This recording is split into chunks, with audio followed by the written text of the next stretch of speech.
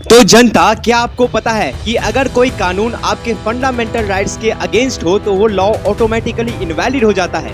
ये मैजिक करता है आर्टिकल 13 इंडियन कॉन्स्टिट्यूशन का एक अनसंग हीरो। इंडियन कॉन्स्टिट्यूशन के पार्ट 3 में दिए गए फंडामेंटल राइट्स तभी इफेक्टिव होते हैं जब उनका प्रॉपर प्रोटेक्शन हो, और इसी प्रोटेक्शन की जिम्मेदारी उठाता है आर्टिकल 13, जो कहता है स्टेट कोई ऐसा लॉ नहीं बना सकती जो आपके फंडामेंटल राइट्स को वायोलेट करे। क्या कहता है आर्टिकल 13?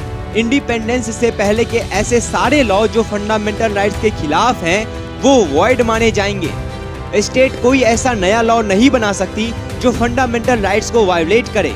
लॉ का मतलब है ordinances, rules, regulations, bylaws, customs and uses that have the force of law. Constitutional amendment को आर्टिकल 13 के स्कोप से बाहर रखा गया है। इसका एक इम्पोर्टेंट केस है Keshavananda Bharati versus state of Kerala, जिसमें बेसिक स्ट्रक्चर डॉक्ट्रिन इंट्रोड्यूस किया गया और आर्टिकल 13 इनडायरेक्टली स्ट्रेंथन हुआ।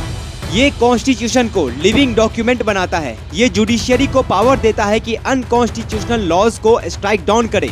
ये इंश्योर करता है कि स्टेट की पावर लिमिटेड हो। डेमोक्रेसी में रूलर भी कॉन्स्टिट्यूशन के नीचे है।